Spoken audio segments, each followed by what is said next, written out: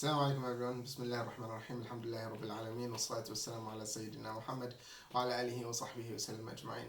Welcome to this new series that we're going to be doing, inshallah, a series entitled The Du'as of the Prophets. May the peace and blessings of Allah subhanahu wa ta'ala be upon them.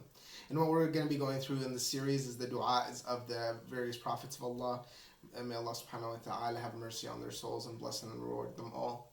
In each one of the du'as, we're going to talk a little bit about the story that comes into the du'a and the significance of that du'a and when the Prophet ﷺ or the other prophets made that du'a during their lifetime, what was happening to them at that time.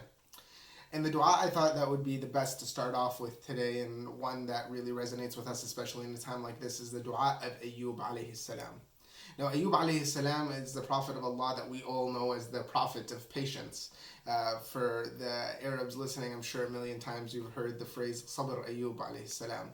And Sabr Ayoub, the patience of Ayoub alayhi salam, is a very, very huge ordeal to go over in the stories of the prophets. We know that Ayoub alayhi salam was a very wealthy man, that Allah subhanahu wa ta'ala had blessed him with wealth, had blessed him with a large family, with multiple children, had blessed him with the respect and the admiration and adoration of the people in his community. And we know that Allah subhanahu wa ta'ala gave him so much. But what was so special about Ayoub alayhi salam is one day Allah subhanahu wa ta'ala took that all away from him. Ayoub alayhi salam slowly lost his children one by one.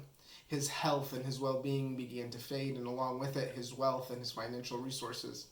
Because of the condition that he had, which Allahu Alam, the scholars tell us, was a condition that was boils or sores on his skin, people stopped visiting him for fear that could be contagious. And not unlike our situation today, Ayoub alayhi salam was forced to basically isolate himself from community, from the people around him.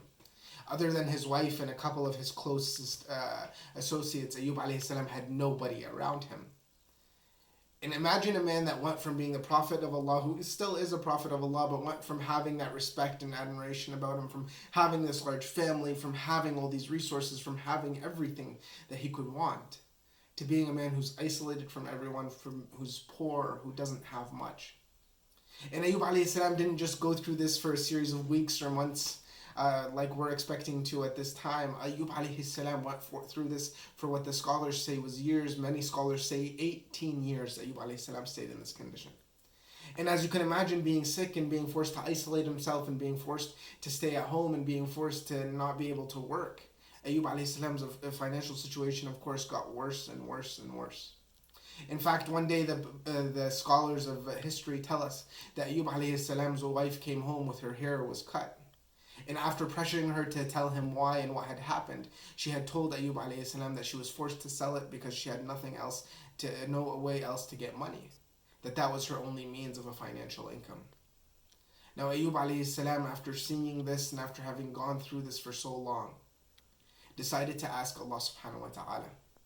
And a dua that, subhanAllah, would seem so dissatisfying to so many of us. If you're like me, from the beginning days of this entire epidemic that we're in right now, you would have said, oh Allah, please elevate this situation on us. And there's nothing wrong with that, inshallah. But Ayoub alayhi salam raised his hands and he said, Rabbi inni massani al-dhurr wa anta arhamur rahimin. Oh Allah, hardship or harm has befallen me, has touched me. Massani. Massani is like a touch, a grazing, if you will.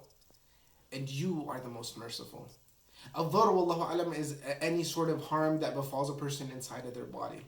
And when he told Allah subhanahu wa ta'ala that inni massani al-dhar, that the hardship has befallen me, of course Allah subhanahu wa ta'ala knows. In fact, Allah subhanahu wa ta'ala was the one that facilitated all of this. But he never said, oh Allah, you made me sick. He never said, oh Allah, you did this to me. He said, oh Allah, hardship has touched me, it has befallen me. And on top of that, oh Allah, you are the most merciful. Not do this for me, not fix this for me, not be there for me. Just you are the most merciful, oh Allah. Trusting that Allah subhanahu wa ta'ala's instinct and his will was enough to treat Ayoub alayhi salam to the best, because Allah subhanahu wa ta'ala already knows where he is. He already knows where you are and already knows what you need. And with that dua, Allah subhanahu wa ta'ala healed Ayoub alayhi salam. He healed Ayoub alayhi salam with water that came from the ground, wallahu alam. He blessed him with his children and his family back. And he blessed him with fields filled with gold and silver. And Ayoub alayhi salam returned to the state that he was in the beginning, and even better in the first place. A dua that Allah subhanahu wa ta'ala teaches us through his Prophet in his holy book. that Rabbi inni massani al-dhurr wa anta arhamur rahimin. That, oh Allah, hardship or harm has grazed me, and you are the most merciful. Always attributing the goodness to Allah and the harm to ourselves. I ask Allah subhanahu wa ta'ala to alleviate the burden that we are in and the situation that we are in, to make it easy on those who are sick or those who have lost their jobs, and to grant us all patience and reward through this trying time. Jazakumullahu khairan.